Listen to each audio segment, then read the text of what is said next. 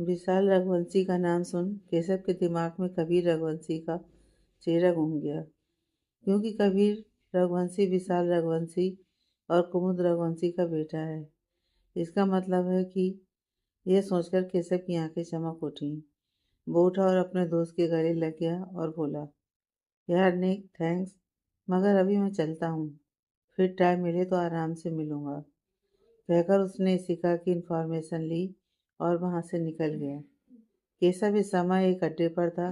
वहाँ राजेश जी और गीता जी भी थे।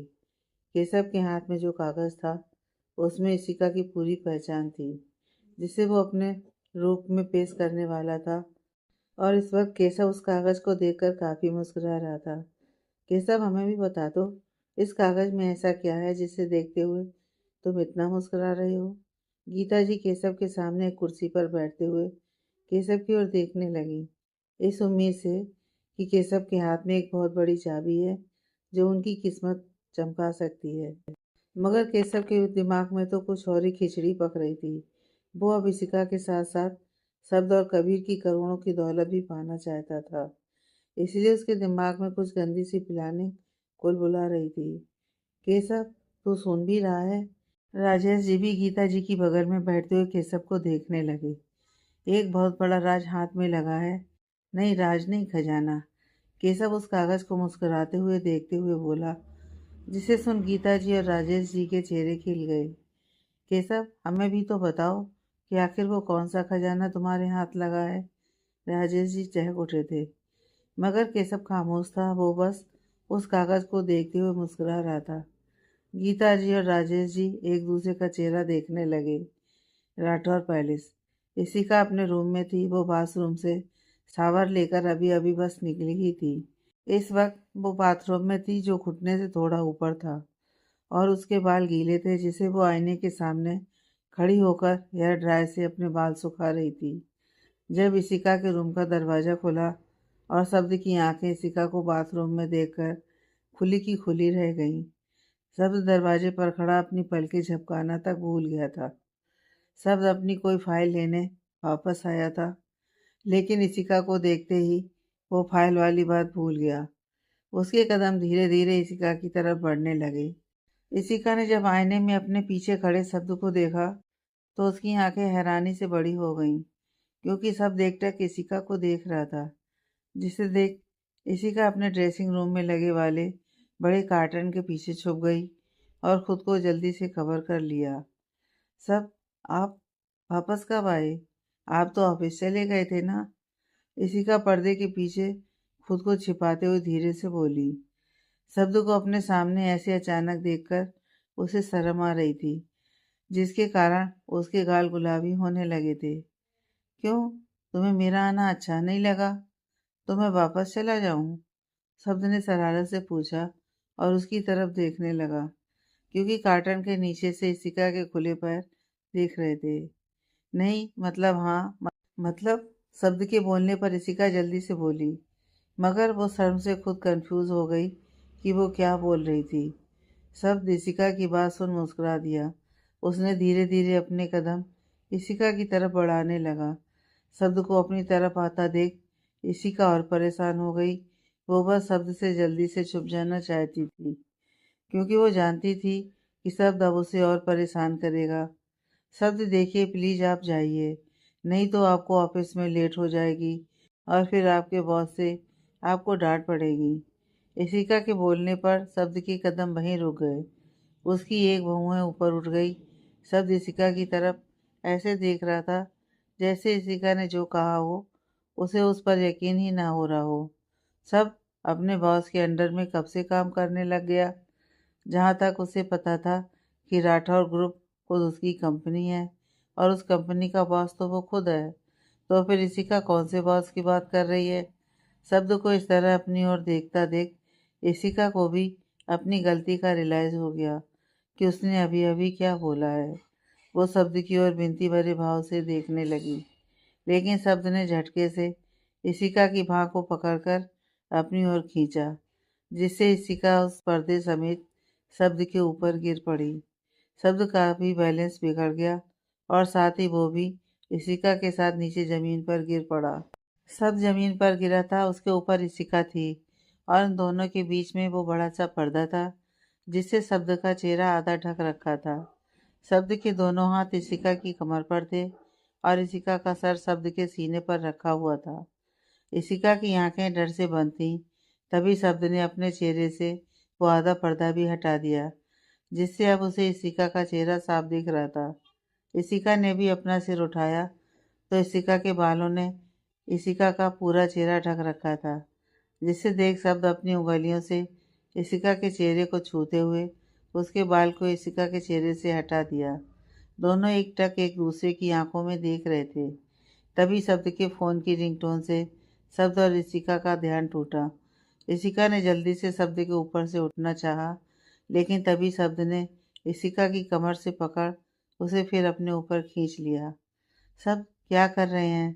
छोड़िए मुझे, ऋषिका शब्द की आंखों में देखते हुए बोली। लेकिन शब्द ने नामे सिर हिला दिया कि तभी ऋषिका के रूम के दरवाजे पर नॉक करने की जोर से आवाज आने लगी। ऋषिका भाभी, दरवाजे पर राधिका खड़ी थी जो उसे बुलाने आई थी। राधिका, छोड़िए, देखिए, छोड़िए मुझे, राधिका आई है। जाने दीजिए, छोड़िए, ऋषिका शब्द को देखकर धीरे से बोली। तो शब्द नामे सिर हिलाते हुए, नहीं, पहले मुझे एक किस दो, ऑन माई लिप्स। क्या बकवास कर रहे हैं? मैं ऐसा कुछ नहीं करने वाली, छोड़िए मुझे, ऋषिका गुस्से से बोली। तो ठीक है, ऐसे ही मेरे ऊपर पड़ी रहो, मुझे कोई प्रॉब्लम नहीं है, शब्द भी मुस्कुराते हुए धीरे से बोला। लेकिन तभी फिर से राधिका की आवाज़ आई, ऋषिका भाभी, दादी माँ आपको नीचे बुला रही हैं, जल्दी आइए, कहकर राधिका चली गई। सब क्या कर रहे हैं आप? प्लीज छोड़िए, देखिए दादी माँ मुझे बुला रही हैं, जाने दीजिए, ऋषिका विनती भरी नजरों से शब्द को देखती हुई बोली। तो जल्दी से किस दो और चली जाओ, मैं प्रॉमिस करता हूँ रोकूंगा नहीं, शब्द ने ऋषिका की कमर पर अपनी पकड़ कसते हुए कहा। लेकिन सब, आप ना दिन ब दिन बहुत बेशरम होते जा रहे हैं, मैं आपसे कह रही हूँ कि छोड़िए मुझे। तो मैं भी तो कह रहा हूँ किस दो और जाओ, वरना ऐसे ही रहो, शब्द ने कहा तो इशिका शब्द की तरफ बेचारगी से देखने लगी। अब इशिका के पास कोई रास्ता नहीं बचा था। वो झुकी और शब्द के होठों पर अपने होठ रख हल्के से छूकर उठने ही वाली थी कि शब्द ने इशिका के सिर के पीछे हाथ रख इशिका के लिप्स पर अपने लिप्स रख दिए। इशिका की आंखें यह देखकर फैल गईं। शब्द इशिका को छोड़ ही नहीं रहा था। हार कर इशिका भी उस किस में शामिल हो गई। तभी फिर इशिका के रूम के दरवाजे पर नॉक होने लगी, जिससे वे दोनों अलग हुए। शब्द ने इशिका को छोड़ दिया। शब्द की पकड़ अपने ऊपर से ढीला पाते ही इशिका जल्दी से उठ खड़ी हुई और लंबी लंबी सांसें लेने लगी। शब्द भी उठा और मुस्कुराते हुए बाहर चला गया। शब्द ने अपने रूम का दरवाजा जब खोला तब दरवाजे पर राहुल खड़ा था और शब्द के चेहरे को देखकर राहुल के होश ही उड़ गए थे। शब्द मुस्कुराते हुए राहुल की बगल से बाहर निकल गया। राहुल उसे बस आवाज ही लगाता रहा। नीचे इशिका जब तैयार होकर आई तो देखा सभी भाई ड्राइंग रूम में बैठे थे। वहीं पंडित जी भी थे जो राधिका और राहुल की कुंडली देख रहे थे। शब्द और राहुल ऑफिस के लिए निकल गए थे। पंडित जी, सब ठीक है ना? दोनों बच्चों की कुंडलियां आपस में मिल तो रही है ना? आशा जी ने पंडित जी की तरफ आशा भरी नजरों से देखा। पंडित जी मुस्कुराए। आशा जी, दोनों कुंडलियां आपस में ऐसी मिल रही हैं कि जैसे दोनों एक दूसरे के लिए बने हों। दोनों में जो दोस्त दिख भी रहे हैं वो ये कुंडलियां आपस में काट रही हैं। मतलब इन दोनों बच्चों के लगभग 36 में 32 गुण मिल रहे हैं। आशा जी, मैं तो कहता हूँ कि आप इन दोनों की सगाई कल के कल ही करवा दीजिए और इन दोनों की शादी आज से 4 दिन बाद। बहुत अच्छा शुभ मुहूर्त है जिसमें इन दोनों की शादी का सबसे अच्छा संयोग है, पंडित जी ने कहा तो सबके चेहरे खिल गए। सिर्फ स्नेहा जी के यह सुनकर स्नेहा जी की आंखें भर आई थीं, जिसे इशिका और राधिका ने देख लिया था। आज का दिन राधिका की जिंदगी का सबसे बड़ा दिन था। आज वो बहुत ज़्यादा खुश थी। वहीं राहुल भी अपने कमरे में खड़ा मिरर के सामने अपने ऊपर शेरवानी पर शेरवानी लगाकर देख रहा था। नहीं, ये नहीं, यह कहकर राहुल ने वो शेरवानी अपने ऊपर से हटा दी। उसने दूसरी अपने ऊपर लगाकर देखी तो राहुल का और भी बुरा मुंह बन गया। इसमें तो पूरा कार्टून लगूंगा, कहकर उसे भी राहुल ने बेड पर एक किनारे पटक दिया। राहुल दूसरी शेरवानी लगाने ही जा रहा था कि उसके कमरे के दरवाजे से ही किसी के जोर जोर हंसने की आवाज़ आई। राहुल ने दरवाजे की तरफ देखा तो उसकी आंखें सिकुड़ गईं। सब हंस ले तू, अपने इस दोस्त की बेबसी पर हंस ले। एक तो वैसे मैं आज इतना नर्वस हूँ, ऊपर से सगाई में पहनने के लिए कोई ढंग की शेरवानी भी नहीं है मेरे पास, और उस पर तू हंस ले। राहुल चिढ़ता हुआ बोला तो सब और जोर जोर से हंसने लगा। तभी कबीर और पायल भी आ गए। सब्र जीजू, आप इस तरह हंस क्यों रहे हैं? और राहुल, क्या हुआ? तुम्हारे चेहरे पर 12 क्यों बजे पड़े हैं? पायल ने आते ही पूछा। पायल के पूछते ही राहुल बिफरते हुए बोला, देखो, आज मेरी सगाई है और कोई भी ड्रेस या शेरवानी मुझे समझ नहीं आ रही है, और उस पर यह साला मेरे ऊपर हंस रहा है। राहुल बिगड़ते हुए बोला तो सब एकटक राहुल को देखने लगे। शब्द का चेहरा गुस्से से तन गया। वो राहुल के सामने आकर खड़ा हुआ। उसे देख राहुल की सिट्टी पिट्टी गुमी हो गई। राहुल शब्द के चेहरे को एकटक देख रहा था। सब, बात सुन, मेरा वो मतलब नहीं था। मैं तो बस मैं तो बस ऐसे ही तेरी टांग खींच रहा था। प्लीज तू गुस्सा मत कर मेरे भाई। राहुल हाथ जोड़ते हुए बोला, फिर जल्दी से अपनी आंखें मीच ली और भगवान को याद करने लगा। जीजे तेरी तो। कह शब्द राहुल के गले से लग गया। शब्द के गले लगते ही राहुल ने हैरानी से अपनी आंखें खोल ली। उसने भी मुस्कुराते हुए शब्द को कसकर गले लगा लिया। कबीर और पायल भी मुस्कुरा दिए। वहीं दूसरी तरफ केशव एक पुरानी बिल्डिंग के सामने खड़ा था, किसी का इंतजार कर रहा था। जब एक बड़ी सी गाड़ी आकर रुकी, उसमें से एक शख्स निकलकर बाहर आया, जिसने व्हाइट शर्ट ब्लैक ब्लेजर के साथ आंखों पर ब्लैक गॉगल्स लगा रखा था। मुंह से धुआं छोड़ता हुआ वो शख्स काफी जाना पहचाना सा लग रहा था। Keshav, welcome back. उस शख्स ने केशव के गले लगते हुए उसका अभिनंदन किया। रंजीत चौधरी, मुझे पूरी उम्मीद थी कि तुम मेरी मदद के लिए जरूर आओगे। आखिर तुम्हें भी तो शब्द राठौड़ से पुराना हिसाब जो पूरा करना है। केशव रंजीत चौधरी की पीठ पर धौल जमाता हुआ बोला, आगे की बात गाड़ी में बैठकर करते हैं, क्योंकि इस तरह खड़े होकर बातें करना इज नॉट सेफ। कह रंजीत चौधरी केशव के साथ गाड़ी में बैठ गया। फिर रंजीत चौधरी ने गाड़ी आगे बढ़ा दी, मगर कोई था जो उन पर बराबर नजर रख रहा था। मगर उस शख्स ने अपना सिर हिलाया और किसी को मैसेज करके वहां से उन दोनों के पीछे लग गया। रंजीत चौधरी उसे वीरान घर के अंदर ले आया, जो वो घर काफी सुनसान जगह में पड़ता था और जंगलों से काफी सटा हुआ भी था। इसी कारण वहाँ आबादी ना के बराबर थी। अंदर आओ केशव। रंजीत चौधरी उसे अंदर लाया और दरवाजे को अंदर से लगा दिया। वहाँ तो शख्स और भी बैठे थे। रंजीत चौधरी ने स्विच बोर्ड की तरफ एक स्विच ऑन किया तो उसे एक कमरे के छोटे से घर में भरपूर रोशनी हो गई। केशव ने जब उन दोनों शख्स को देखा तो उनमें से एक शख्स को देखकर केशव के होश ही उड़ गए। रंजीत चौधरी ने उसके कंधे पर हाथ रखा और कहा, रिलैक्स केशव, वो मेरी बुआ हैं, मिसेज माया जगवंत राठौर, मेरे डैड की बहन और मेरी प्यारी बुआ जी। केशव ने उन्हें देखा तो माया जी मुस्कुरा दी, और माया जी की बगल में बैठा शख्स रंजीत चौधरी का पिता मिस्टर गोविंद चौधरी था। केशव और रंजीत चौधरी उन दोनों के सामने बैठ गए। माया जी ने कहा, केशव, तुम्हें जो भी कहना है जल्दी से कहो। मुझे वापस भी लौटना है, वो शाम होने से पहले, क्योंकि आज शब्द राठौर की बहन की सगाई जो है। केशव ने मुस्कुराते हुए कहा तो तीनों से देखने लगे। उन तीनों को देखने पर केशव मुस्कुराया। मैं भी कोई कच्चा खिलाड़ी नहीं हूँ कि मुझे ना पता हो कि उस घर में क्या क्या चल रहा है। वो पंडित जी जो कल आपके घर आया था, वो मेरा ही आदमी था। मैंने उसे भेजा था कि आज के आज सगाई का फंक्शन रखने के लिए, क्योंकि आज शाम से ही मेरा प्लान एग्जीक्यूट होगा। हाँ, राधिका और राहुल की सगाई होगी और दूसरी तरफ इशिका मेरे पास होगी। मैं आज ही इशिका को लेकर यह शहर छोड़कर चला जाऊंगा। फिर तुम लोग उस शब्द राठौर का जो भी करना हो कर लेना। मुझे उससे कोई भी मतलब नहीं है। मुझे बस इशिका चाहिए। केशव की बात सुन तीनों के चेहरे गुस्से से तन गए। केशव, तू हमें ऐसे ही छोड़कर शहर छोड़ देगा?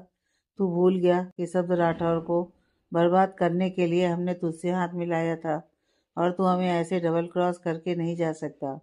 देख केशव, तुझे इसी का चाहिए मिल जाएगी, लेकिन उससे पहले हम उस शब्द राठौर को बर्बाद होता देखना चाहते हैं और हमारा आखिरी दांव होगा शब्द की बर्बादी, जो राहुल और राधिका की शादी के दिन एग्जीक्यूट होगा। फिलहाल आज के लिए हम वो धमाका करेंगे जिससे शब्द की दुनिया हिल जाएगी। रंजीत चौधरी शांति से बोला। मतलब मैं कुछ समझा नहीं। केशव ने नासमझी से रंजीत चौधरी को देखा। वो तीनों मुस्कुरा उठे। शाम का वक्त, एंगेजमेंट शुरू होने से थोड़ी देर पहले राठौर पैलेस मेहमानों से भरा पड़ा था। शब्द राहुल और कबीर के साथ राहुल के रूम में था और दोनों शब्द और कबीर राहुल को सगाई के लिए रेडी कर रहे थे। राहुल ने इंडो वेस्टर्न कुर्ता पहना था, उस पर राशि ब्रोच काफ़ी जच रहा था। शब्द और कबीर ने भी इंडो वेस्टर्न सूट पहना हुआ था और वो दोनों काफ़ी हैंडसम लग रहे थे। राहुल अब भी नर्वस हो रहा था। रिलैक्स राहुल, आज तेरी सगाई है। ऐसे सड़े हुए टमाटर जैसी शक्ल के साथ सगाई करेगा? कबीर ने राहुल के कंधे पर हाथ रखते हुए कहा। हाँ तो क्या करूँ मैं? राहुल इधर उधर टहलता हुआ बोला। तू ना पहले आंखें बंद कर और गहरी सांस ले और फिर राधिका का मुस्कुराता हुआ चेहरा याद कर। तेरी सारी नर्वसनेस राधिका को याद करते ही छू हो जाएगी। कबीर ने मुस्कुराते हुए कहा तो राहुल के चेहरे पर मुस्कान आ गई। राहुल, तू अपनी राधिका को याद कर, मैं अपनी इसी के पास जाता हूँ। देखूँ तो मेरी इसी आज कैसी लग रही है। कह शब्द जल्दी से निकल गया। शब्द के निकलते ही कबीर को भी पायल को देखने का मन होने लगा, तो वो भी राहुल के रूम से जल्दी से निकल गया। राहुल ने उन दोनों को जाते देखा तो मन में बोला, कमीने दोस्त। फिर मुस्कुराते हुए वो भी अपने कमरे से निकल गया। शब्द अपने रूम में आया तो देखा एसी का अपने लहंगे का पीछे से हुक बंद करने की कोशिश कर रही थी, जो उससे बिल्कुल भी बंद नहीं हो रही थी। शब्द धीमे धीमे कदमों से एसिका की तरफ बढ़ने लगा। एसिका अभी अपने हुक से जूझ रही थी जब अचानक उसके जूझते हाथ अपनी जगह पर रुक गए। शब्द की उंगलियां एसिका की खुली पीठ पर फिसल रही थीं, जिससे कि एसिका को सिरन महसूस हो रही थी। शब्द नीचे झुका और अपने होठ से एसिका की खुली पीठ पर रख उसे कसकर चूम लिया। शब्द के होठ रखते ही एसिका की धड़कन बढ़ गई और ना चाहते हुए भी उसकी आंखें बंद हो गईं। शब्द ने धीरे से एसिका की ब्लाउज का हुक पीछे से लगा दिया। फिर खड़े होकर एसिका की गर्दन पर भी अपने होठ रख पीछे जूड़े बने बालों को उसकी पूरी पीठ पर लहरा दिया, जिससे एसिका की खुली पीठ एसिका के बालों से ढक गई। इसी, तुम खुले बालों में काफ़ी अच्छी लगती हो, कहकर इसिका के कान के पीछे शब्द ने धीरे से चूम लिया। शब्द के चूमते ही इसिका पलटकर शब्द के सीने में छुप गई, जिसे देख शब्द मुस्कुरा दिया और उसे अपनी बाहों में भर लिया। वहीं दूसरी तरफ कबीर भी एक कमरे में अंदर आया तो देखा पायल अपने लहंगे पर दुपट्टे को सेट कर रही थी, जब पायल की उंगली में सेफ्टी पिन धंस गई, जिससे पायल के मुंह से एक आह निकल गई। पायल की आह सुन कबीर, जो अब तक पायल को दरवाजे से खड़ा निहार रहा था, भागता हुआ आया और पायल को डांटते हुए उसकी उंगली को अपने मुंह में रख लिया। पायल, तुम कोई भी काम ढंग से नहीं कर सकती, कह कबीर पायल की उंगली चूसने लगा। पायल मुस्कुराते हुए कबीर को देख रही थी। हल्की सी लगी थी, पायल ने मुस्कुराते हुए कहा तो कबीर गुस्से से पायल को देखने लगा। पायल, तुम्हारी यह हल्की फुल्की चोट भी तुम्हारे मामले में मेरे लिए सबसे बड़ी है, समझ गई? और आइंदा से ये सेफ्टी पिन तुम यूज़ नहीं करोगी, कबीर ने कहा और गुस्से से सेफ्टी पिन लेकर उसे ज़मीन पर फेंक दिया, जिसे देख पायल की मुस्कान और बड़ी हो गई। कबीर ने पायल को मुस्कुराते हुए देखा तो चिढ़ गया। क्या है? कुछ नहीं, नहीं कुछ नहीं, पायल ने कहते हुए सिर हिला दिया तो कबीर मुंह फेर कर खड़ा हो गया। पायल मुस्कुराते हुए, सच में कबीर, जब तुम मेरी इतनी परवाह करते हो तो मुझे तुमसे और भी ज़्यादा प्यार हो जाता है, कह पायल कबीर के गाल पर अपने होठ रखने को हुई कि तभी कबीर ने अपना चेहरा पायल की तरफ मोड़ दिया, जिससे कबीर और पायल के होठ आपस में टच हो गए, जिससे महसूस कर पायल पीछे होने को हुई ही थी कि कबीर ने उसकी कमर पर हाथ रख उसे अपनी तरफ खींचा और फिर पायल के होंठ पर अपने होंठ रख दिए। वहीं राधिका के कमरे में राधिका रेडी होकर अपने कमरे में बैठी हुई थी और राहुल और अपनी सगाई के बारे में सोचते हुए मुस्कुरा रही थी। जब राधिका के कमरे का दरवाज़ा खुला, राहुल धीरे कदमों से राधिका की ओर बढ़ गया था। जब राधिका ने भी राहुल की तरफ देखा तो राहुल के कदम वहीं रुक गए। राहुल की नज़रें राधिका के ऊपर ही अटक कर रह गईं और राहुल को इस तरह खुद की तरफ देखता देख राधिका की भी नज़रें शर्म से झुक गईं। उसके चेहरे का नूर बढ़ गया था। राहुल ने धीरे धीरे अपने कदम राधिका की तरफ बढ़ाने लगा, जिसे देख राधिका की हार्ट बीट एकदम से बढ़ गई। वो पलटती इससे पहले ही राहुल ने उसकी कलाई पकड़ खुद की तरफ झुका दिया। राधिका का सिर राहुल के सीने से लग गया था। वहीं राहुल तो राधिका को देख राधिका के चेहरे पर झुकने लगा था। वो कुछ करता कि तभी इशिका और पायल राधिका को पुकारते हुए अंदर आ गईं। राधी, वो दोनों राहुल और राधिका का क्लोज देखते ही पलट कर खड़ी हो गईं। उन दोनों को अपने कमरे में देख राहुल और राधिका भी जल्दी से अलग हो गए। सॉरी जीजू, मगर अभी आप दोनों को नीचे चलना होगा, क्योंकि सगाई के लिए सभी आप दोनों का इंतजार कर रहे हैं, कहे इशिका और पायल राधिका को लेकर आगे बढ़ गईं। सभी नीचे बड़े से हॉल में खड़े थे। राधिका और राहुल स्टेज पर साथ में खड़े थे। जब इशिका और पायल उन दोनों के सामने आकर खड़ी हो गईं। राधिका और राहुल, जीजू, अभी आपको स्टेज पर से उतरना होगा, क्योंकि आप दोनों के लिए हमारे पास एक छोटा सा सरप्राइज़ है। इशिका मुस्कुराते हुए उन दोनों को देखने लगी। पायल भी मुस्कुराई तो राधिका और राहुल ने एक दूसरे को देखा। फिर मुस्कुराते हुए राहुल ने राधिका की ओर अपनी हथेली बढ़ाई, जिसे मुस्कुराते हुए राधिका ने एक दूसरे की आंखों में देखते हुए स्टेज से नीचे उतर गए, सामने लगे सोफे पर बैठ गए। जैसा कि आप सब जानते हैं कि आज हम राधिका और राहुल की सगाई की खुशी में इकट्ठा हुए हैं, लेकिन इससे पहले कि इन दोनों की सगाई हो, हमारे पास आप सबके लिए एक बिग सरप्राइज़ है, पायल ने कहा और पूरे हॉल की लाइट डिम हो गई। सामने एक प्रोटेक्टर ऑन हुआ, जिसमें राधिका और राहुल के कुछ प्यारे से पल सबके सामने उभर कर आने लगे। उसमें उन दोनों के बचपन की यादें थीं और उन दोनों को देखते हुए सबकी आंखें नम भी थीं और चेहरे पर मुस्कुराहट भी थी। सभी उन यादों में डूबे एक दूसरे को बता रहे थे, लेकिन तभी चित्र बदल गया। उस चित्र में एक अनाथालय का चित्र था। वो अनाथालय इशिका का वही अनाथालय था जहाँ से केशव को इशिका की जानकारी मिली थी। उस अनाथालय के बाहर एक औरत खड़ी थी, जिसके हाथ में 1 से 2 महीने की बच्ची थी, जो काफ़ी रो रही थी और उस औरत की पीठ ही सबको दिख रही थी। कबीर, शब्द और राहुल के बाकी सभी हक्के बक्के सब कुछ देख रहे थे। इशिका तो बिल्कुल शॉक्ड थी। उसे भी कुछ समझ नहीं आया, ये कैसे हो गया। फिर चित्र बदल गया। वो औरत उस केबिन में बैठी थी और उस केबिन में अब वो औरत के सामने केशव के दोस्त का चाचा बैठा हुआ था और उस औरत के बगल में केशव के दोस्त के चाचा की उम्र का दूसरा व्यक्ति भी बैठा हुआ था, जिसमें उस औरत का चेहरा अब सबके सामने आ चुका था, जिसे देख कबीर के साथ साथ विशाल रघुवंशी के भी चेहरे का रंग उड़ चुका था। विशाल रघुवंशी और कबीर रघुवंशी ने जब कुमुद रघुवंशी का चेहरा देखा तो वो दोनों एकदम शॉक्ड हो गए। दोनों के मुंह से एक साथ निकला, विशाल जी, कुमुद और कबीर, माँ। तभी आप सभी शॉक्ड होंगे कि अभी किसी की खूबसूरत यादें सबके सामने दिखाई जा रही थी, लेकिन अब अचानक से यह अनाथालय का सीन कुछ समझ नहीं आया ना। मैं समझाता हूँ आप सबको। एक आवाज़ गूंजी और फिर एक तरफ स्पॉटलाइट पड़ी, जिसके नीचे केशव मुस्कुराता हुआ खड़ा था। केशव को देखकर बाकी सबका खून खौल उठा। ये क्या बेहूदगी है, शब्द चीखा। बेहूदगी? अरे शब्द राठौर, तुमने बेहूदगी अभी देखी कहाँ है। बेहूदगी तो अब तुम देखोगे, जब तुम्हें यह पता चलेगा कि इस चित्र में जो औरत दिखाई पड़ रही है और जो बच्ची तुम सबको दिख रही है, असलियत में ये दोनों कौन है और इनका रिश्ता क्या है। वैसे शब्द राठौर, इस औरत का तुम्हारी बीवी से बहुत गहरा रिश्ता है, क्यों इशिका?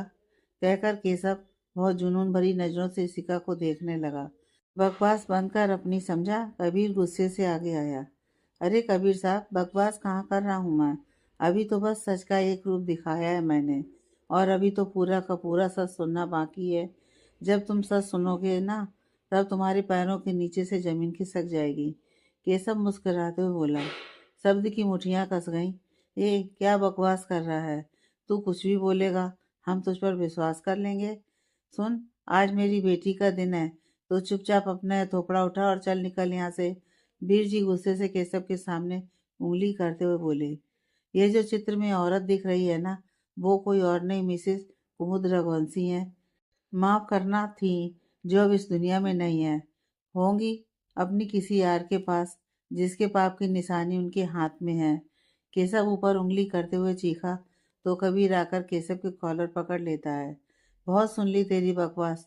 हिम्मत कैसे हुई मेरी माँ के बारे में कुछ भी बकवास करने की? आज मैं तुझे जान से मार दूंगा, कह कबीर केशव के मुंह पर एक जोरदार पंच मारा, जिससे केशव थोड़ा लड़खड़ा गया। उसके मुंह के पास हल्का सा कट गया था, जिससे खून निकल रहा था। केशव ने उसे छुआ तो उसकी उंगलियों पर भी खून लग गया, जिसे देख केशव का मुंह उखड़ने लगा, मगर किसी तरह अपने गुस्से पर कंट्रोल कर वो फिर से मुस्कुराया। बस इतना ही? वैसे जानना नहीं चाहोगे कि तुम्हारी माँ की गोद में जो बच्ची है वो किसकी बच्ची है और कौन है? केशव ने इशिका को देखते हुए कहा तो कबीर आगे बढ़ उसका कॉलर पकड़ लिया। सुन, अपने कान खोल कर ध्यान से सुन। हमें तेरी बकवास बातें सुनने में कोई दिलचस्पी नहीं है। सो ये अपनी भद्दी सी शकल ले और निकल यहाँ से। कबीर कह उसे झटक दिया, जिससे वो थोड़ा सा लड़खड़ाया, मगर फिर खुद को संभाल लिया। शब्द और बाकी सब अब भी खामोश खड़े थे। केशव सबकी तरफ देखकर एक बार फिर मुस्कुराया। माया जी मन में केशव को गरियाते हुए, ये केशव इशिका का नाम बता क्यों नहीं रहा है? जी तो करता है अभी जाकर इसका गला ही दबा दूं। जिस काम के लिए आया है वो तो काम कर ही नहीं रहा, उल्लू का पट्टा। केशव माया जी की तरफ देखकर मुस्कुराया, फिर इशिका की तरफ देखकर। तो कुमुद रघुवंशी के हाथ में जो बची है वो कोई और नहीं, इशिका शब्द राठौर है।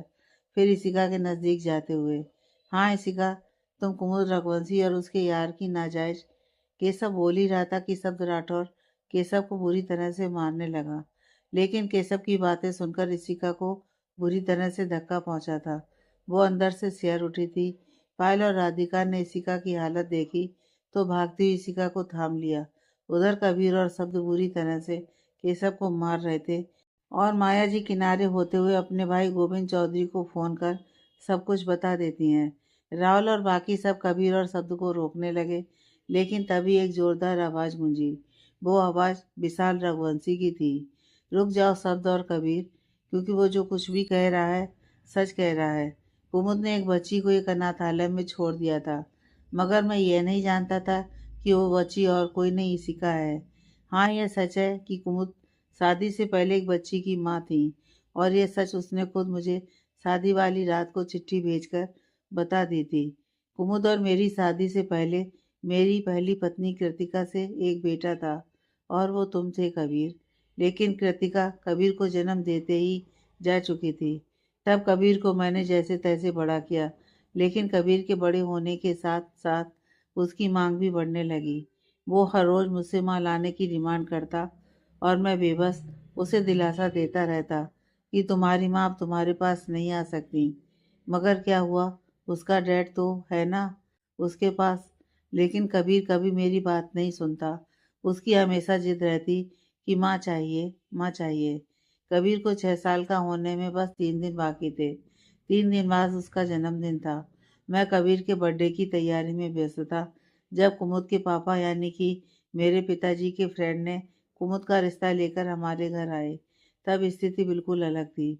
मैंने उनके जाने के बाद पिताजी को साफ कह दिया था कि मेरे दिल में कृतिका की जगह आज भी वही है जो पहले थी और हमेशा रहेगी।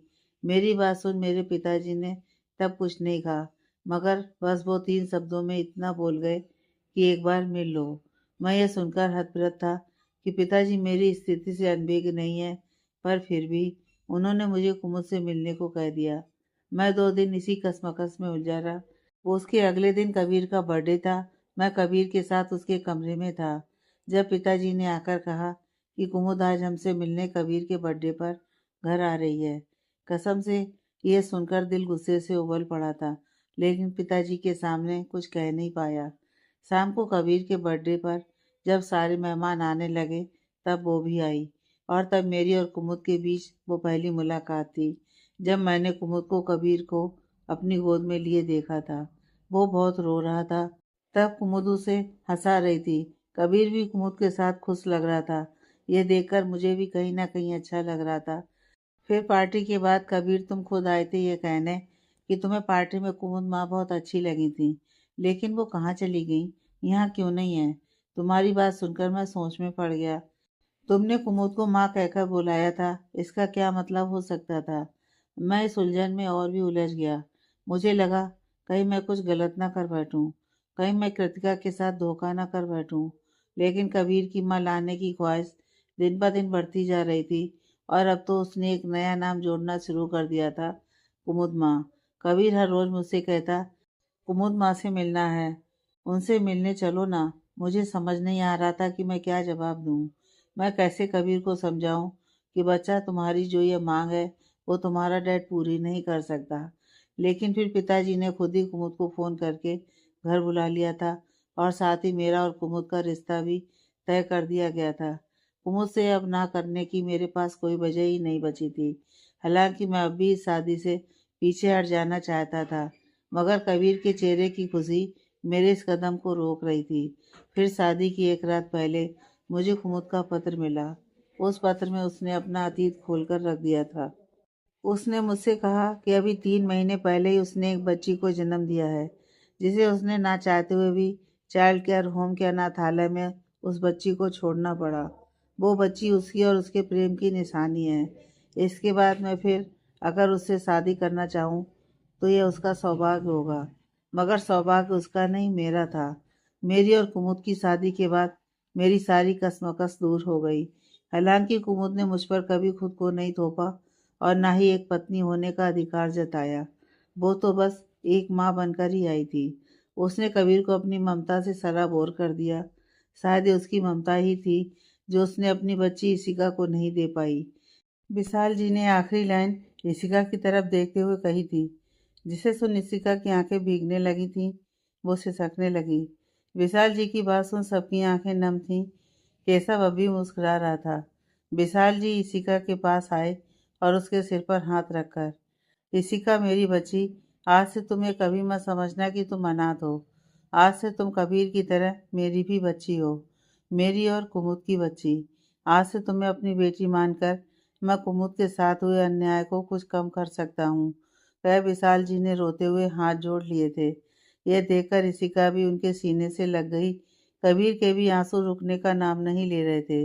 वो भी, और उन दोनों को साथ में हक कर लिया। कबीर को भी आज उसकी छोटी बहन मिल गई थी, जिसे पाकर वो बहुत खुश था। माया जी को तो अपना सारा खेल बिगड़ता नजर आ रहा था, इसलिए अभी जो कुछ भी हुआ वो उन्होंने गोविंद जी को टेक्स्ट मैसेज के द्वारा सब बता दिया था। शब्द भी खुश था कि उसके प्यार को उसकी फैमिली मिल चुकी थी। कुछ देर बाद राहुल और राधिका ने एक दूसरे को अंगूठी पहनाई और सगाई की रस्म को पूरा किया। 2 हफ्ते बीत चुके थे। अब इशिका भी पायल के साथ पायल के घर आती जाती रहती थी। इशिका को भी उसकी असली पहचान मिल चुकी थी। इशिका शब्द राठौर के साथ साथ इशिका रघुवंशी का नाम भी उसके साथ जुड़ चुका था। राधिका की शादी की रस्में शुरू हो चुकी थीं। आज राधिका की मेहंदी थी, कल हल्दी और फिर अगले दिन शादी। पायल और इशिका राधिका के लिए मेहंदी तैयार कर रही थी। जब इशिका को अपनी कमर पर किसी के हाथ फील होते हैं, वो पलटकर देखती है तो शब्द पीछे खड़ा था, जो उसकी खुली कमर पर अपनी उंगलियां चला रहा था। क्या कर रहे हैं सब, जाइए यहाँ से, कोई देख लेगा। इशिका अपनी आंखें बंद करते हुए बोली। क्यों, डर लग रहा है। शब्द उसके कान के पास झुका और उसके कान पर अपने होंठ रख दिए, जिसके एहसास से इशिका सिर उठी। शब्द प्लीज मत करिए, इशिका अपने ऊपर काबू करते हुए बोली। अब शब्द के हाथ भी इशिका के हाथों के ऊपर थे, जिस पर वो सिल पर मेहंदी पीस रही थी। शब्द ने होठों को इशिका की गर्दन पर छुआते हुए कहा, इसी पैकिंग कर लेना, क्योंकि राधिका की शादी के बाद हम दोनों मलेशिया जा रहे हैं और आज तुम्हारे लिए एक सरप्राइज है। कह इशिका की लिप्स पर किस करके बाहर चला गया। उसके जाते ही पायल मुस्कुराते हुए इशिका के पास आई तो देखा इशिका कहीं खोई सी खड़ी थी। उसके गाल सुर्ख गुलाबी हो गए थे। पायल ने शब्द को इशिका के साथ में देख लिया था, इसलिए वो शब्द के जाने के बाद किचन में आई थी। इसी मेहंदी रेडी है, पायल ने इशिका को देखते ही पूछा, जिसके हाथ सिर पर रुके हुए थे।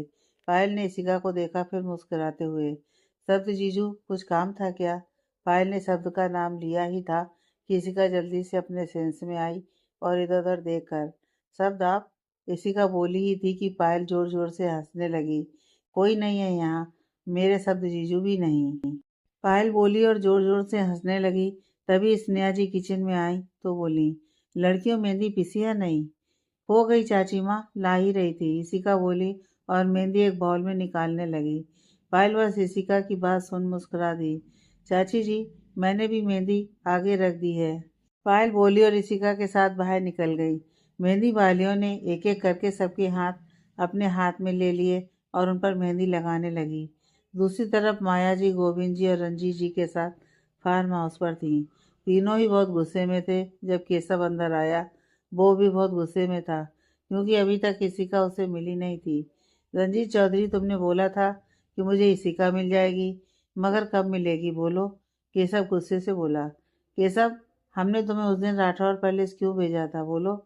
इसलिए ना कि तुम इशिका की बेइज्जती कर सको, ये बताने के लिए कि इशिका किसी की पाप की निशानी है। लेकिन तुमने क्या किया? उसे भरा पूरा परिवार उसके हाथ में दे दिया और यहाँ चले आए। रंजीत चौधरी बोला। कह उसने गुस्से में केशव का कॉलर पकड़ लिया। तो क्या करता मैं? वो साला बुड्ढा बीच में आ गया। विशाल रघुवंशी ने तो सारा खेल ही पलट कर रख दिया। केशव भी गुस्से से बोला। रंजीत, केशव सही बोल रहा है, छोड़ो उसे, गोविंद जी बोले तो रंजीत ने उसे छोड़ दिया। भैया, मुझे उस शब्द राठौर के नाम की पूरी प्रॉपर्टी अपने बेटे रुद्राक्ष के नाम पर चाहिए, वो भी कैसे भी करके। माया जी बोली, वो तो जरूर होगा बहना, बस 2 दिन का इंतजार और। राधिका की शादी के दिन बाजी भी हमारी होगी और उसका मोहरा भी हमारे कब्जे में होगा। गोविंद एक तरफ देखते हुए मुस्कुरा रहा था।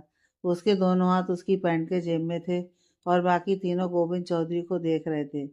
ऐसे ही मेहंदी और हल्दी का भी दिन बीत जाता है। राजेश जी और गीता जी शहर छोड़कर ही जा चुके थे। अब उन दोनों को केशव और रंजीत चौधरी और ना ही इसी का किसी से भी मतलब नहीं था, क्योंकि उन दोनों को भी पता चल चुका था कि इशिका किसकी बेटी है। और तो और, अब तो कबीर रघुवंशी के साथ विशाल रघुवंशी का भी नाम जुड़ चुका था। कबीर की बुआ जी अनुश्री और आयुष को लेकर वापस चली गई थी। हालांकि अनुश्री कबीर को पाने के लिए पागल हो चुकी थी, लेकिन यामिनी जी के जोर देने पर उसे मन मारकर वापस जाना पड़ा था। अब खेल में बचे थे तो वो थे रंजीत चौधरी, केशव, माया जी और गोविंद चौधरी।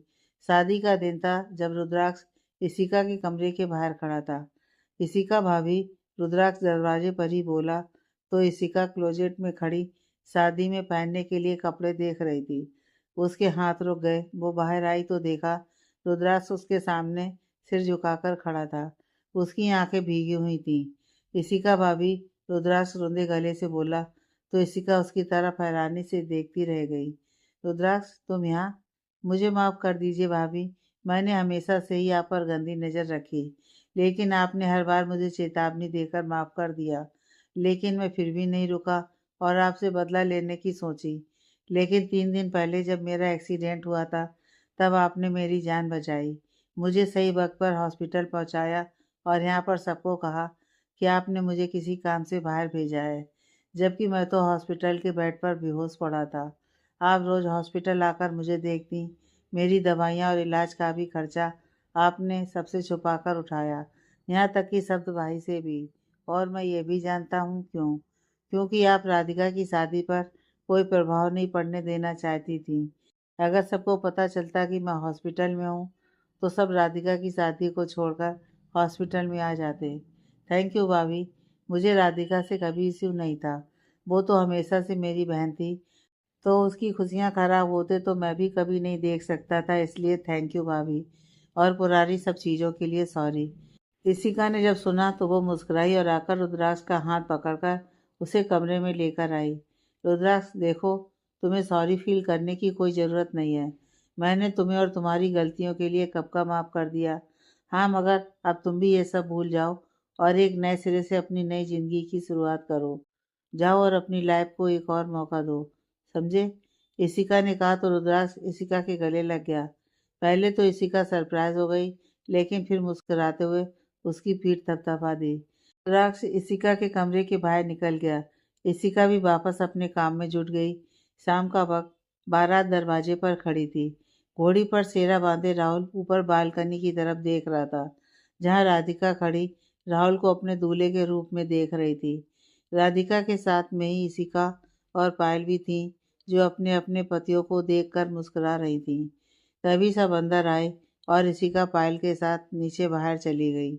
इसी सुन, मेरा फ़ोन राधिका के रूम में रह गया है, तुम चलो, मैं अपना फ़ोन लेकर आती हूँ, पायल बोली और वापस मुड़ गई। इशिका मुस्कुराते हुए बाहर जाने लगी कि तभी एक हाथ इशिका के मुंह पर आया और उसकी चीख उसके मुंह में दबकर रह गई।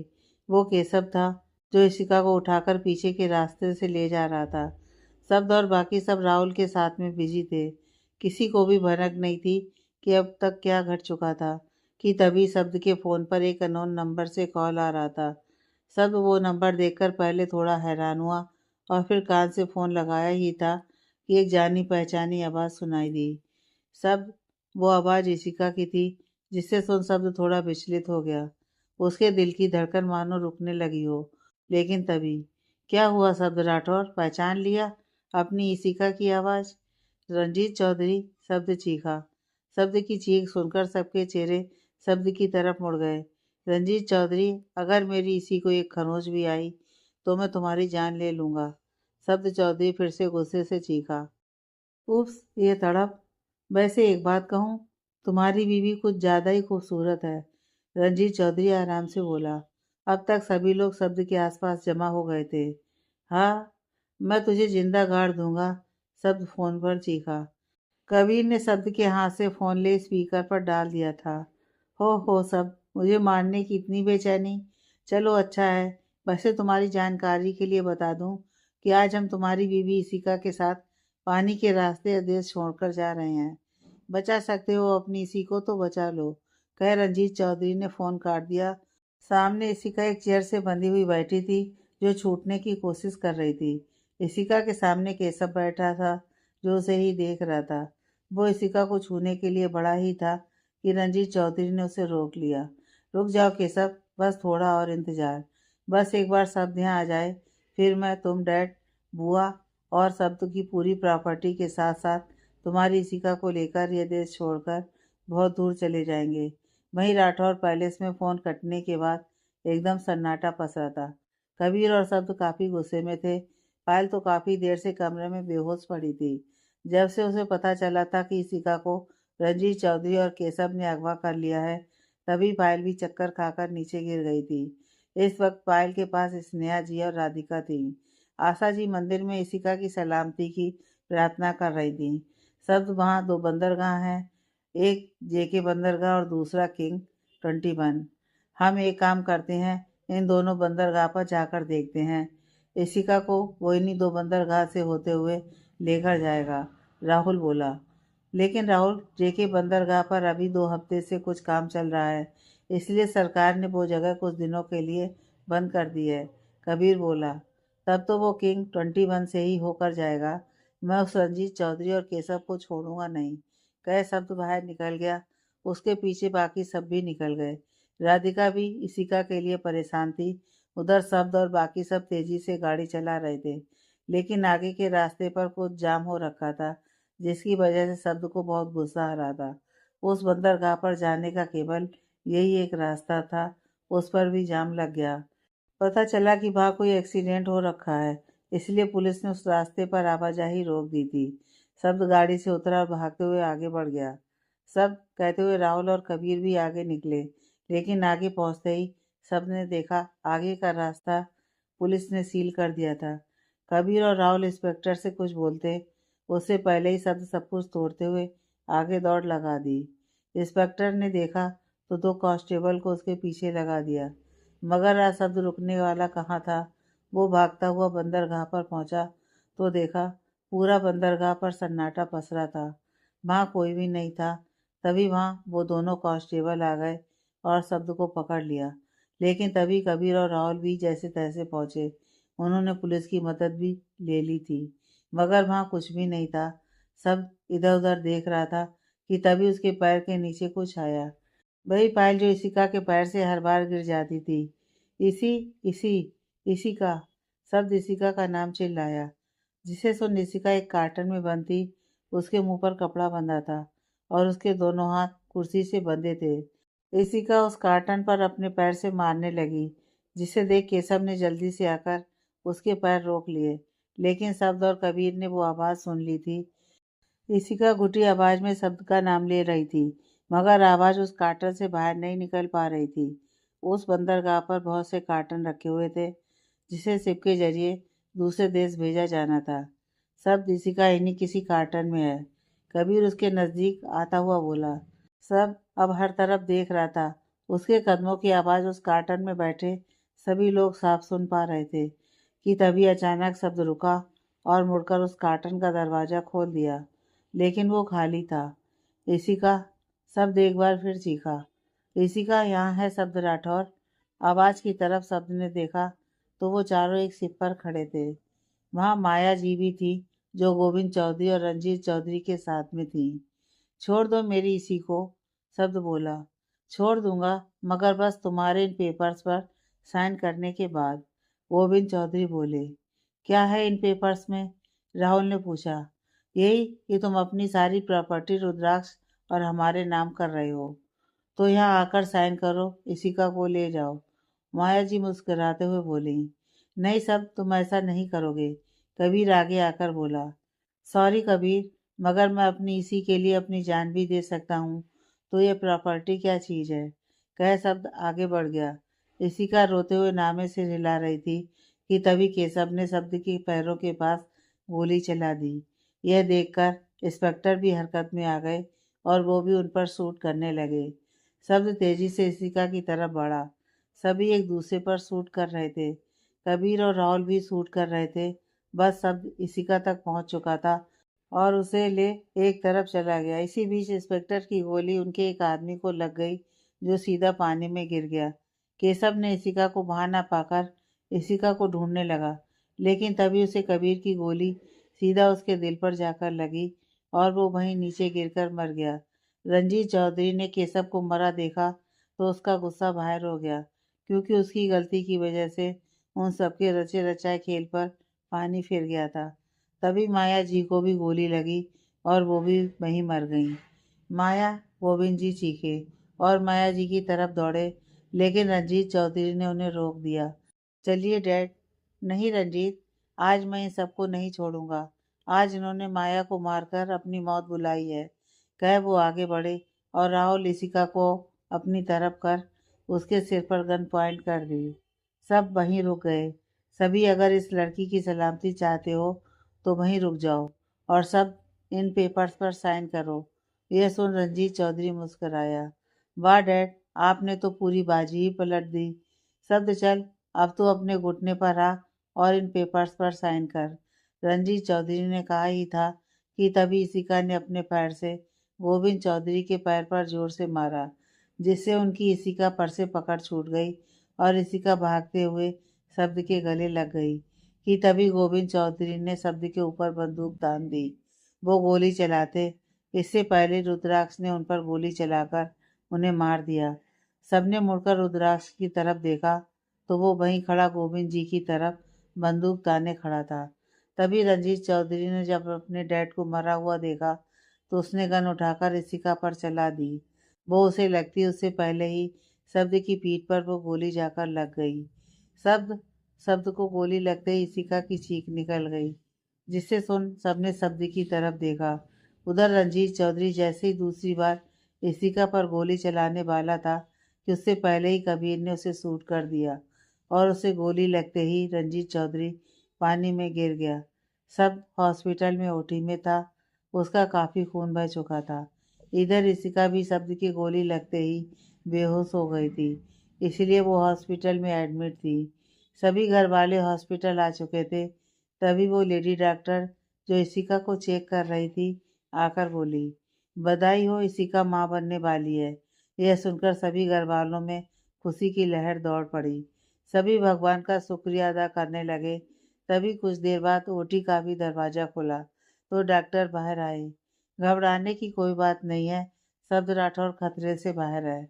अभी सो रहे हैं, आप सब उनसे मिल सकते हैं, कह डॉक्टर वहां से चले गए। डॉक्टर के जाने के बाद सभी शब्द से मिलने अंदर पहुंचे। शब्द को भी इशिका की मां बनने की खबर दे दी गई थी। ऐसे ही दिन बीत रहे थे। इशिका को हॉस्पिटल ज़्यादा आने नहीं दिया जाता था, इसलिए उन सब ने शब्द को ही घर ले आए थे। शब्द भी अब रिकवर हो रहा था। उधर पायल ने भी मां बनने की गुड न्यूज़ सबको दे दी थी। ये जानकर कि अब दो दो नन्ही किलकारी गूंजेगी, ये सोचकर घर वालों की खुशी का ठिकाना ही नहीं था। शब्द के ठीक होते ही राहुल और ऋषिका की भी शादी करवा दी गई थी। अब उन सबकी लाइफ में सब कुछ ठीक हो चुका था। दी एंड।